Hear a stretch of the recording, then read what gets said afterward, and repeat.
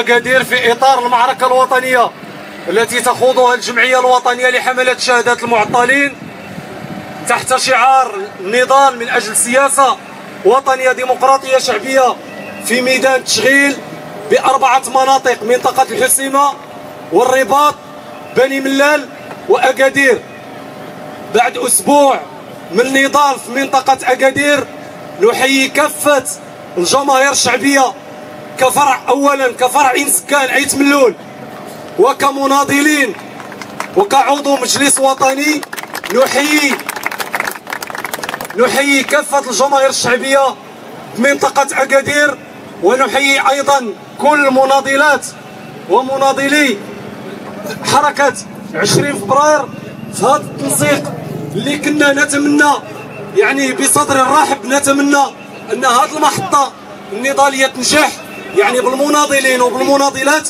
ولكن نحمل المسؤولية أولا كفرع سكان عيت ملول وكعضو مجلس وطني لعضو المكتب التنفيذي، كي لا نقول المكتب التنفيذي، لعضو المكتب التنفيذي فيما آلت إليه يعني المصير ديال هذه المسيرة. نحيي كافة المعطلين من جديد والمعطلات ديال كل الفروع اللي حضرات لمنطقة أكادير، كما نحيي الجماهير الشعبية وعلى رأسهم النضالات ديال حركة 20 فبراير المجيدة اللي قدمت الشهيد تلو الشهيد من أجل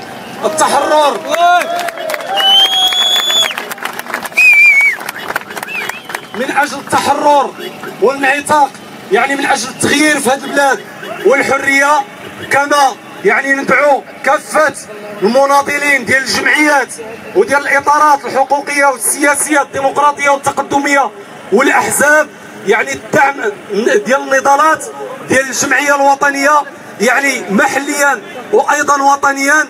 ونتمنى يعني من كل القلب يعني النجاح ديال الشكل ديال 20 فبراير، ونتمنى كمناضلين ديال الجمعية الوطنية المزيد من النضال حتى انتزاع الحق العادل والمشروع في الشغل وفي التنظيم، وايضا في الكشف عن قبر الشهيد مصطفى الحمزاوي اللي اغتالوا يعني هذا النظام القائم في المغرب لا وطني لا ديمقراطي لا شعبي. وايضا النضال من اجل يعني تحقيق يعني الوظيفه العموميه واطلاق كافه المعتقلين السياسيين ديال الجمعيه الوطنيه وديال الشعب المغربي، وايضا يعني الاعتراف القانوني بالجمعيه الوطنيه يعني كممثل وحيد يعني لكافه المعطلات والمعطلين بالمغرب.